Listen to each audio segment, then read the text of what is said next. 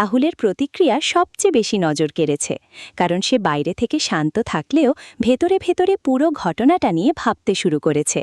আর এই ভাবনাই ধীরে ধীরে তাকে বুঝতে বাধ্য করবে যে রাহি তার কাছে কতটা গুরুত্বপূর্ণ হয়ে উঠেছে। আর একটা বিষয় কিন্তু খুব গুরুত্বপূর্ণ, রাহি নিজে কখনো নিজের গুরুত্ব বোঝানোর চেষ্টা করে না। সে সবসময় অন্যদের কথা আগে ভাবে, আর এই কারণেই বাড়ির সবাই ধীরে ধীরে তার প্রতি দুর্বল হয়ে পড়ছে। আজকের পর্বের শেষে যখন রাহি দিদিভাইকে পুরো প্ল্যানটা বুঝিয়ে বলতে শুরু করে, তখন বোঝা যায় আগামী পর্বগুলো আরও বেশি ইমোশনাল হতে চলেছে।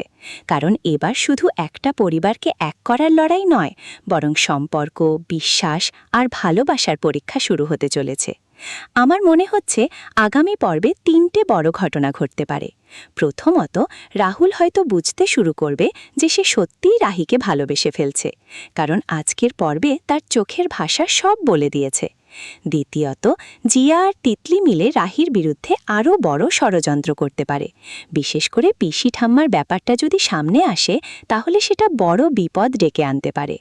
তৃতীয়ত, টিনটিনের মাধ্যমে বাবা আর দিদিভাইয়ের সম্পর্কের বরফ গলতে শুরু করতে পারে। আর যদি সেটা হয়, তাহলে পুরো গল্পটাই নতুন মোড় নেবে। এখন আপনাদের কাছে আমার কয়েকটা প্রশ্ন আছে। রাহুল কি সত্যিই রাহিকে ভালোবাসতে শুরু করেছে? জিয়া আর তিতলির মধ্যে কে বেশি বিপজ্জনক বলে আপনাদের মনে হয়? ভিকের আচরণ কি সত্যিই স্বাভাবিক ছিল, নাকি রাহির অস্বস্তি একদম ঠিক ছিল? বাবা কি শেষ পর্যন্ত নিজের অভিমান ভেঙে দিদিভাইকে মেনে নেবেন?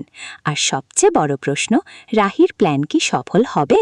কমেন্ট করে অবশ্যই আপনাদের মতামত জানাবেন, কারণ আপনাদের প্রতিটা মতামত আমরা খুব মন দিয়ে পড়ি। আজকের পর্ব সত্যিই প্রমাণ করে দিল, সম্পর্ক ভাঙা যত সহজ, জোড়া লাগানো ততটাই কঠিন। কিন্তু কেউ যদি মন থেকে চেষ্টা করে, তাহলে অসম্ভবও একদিন সম্ভব হয়ে যায়। আর সেই চেষ্টাটাই এখন করছে রাহি।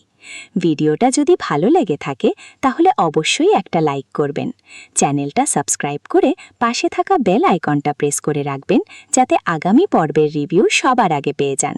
আর ভিডিওটা বন্ধু ও পরিবারের সাথে শেয়ার করতে ভুলবেন না।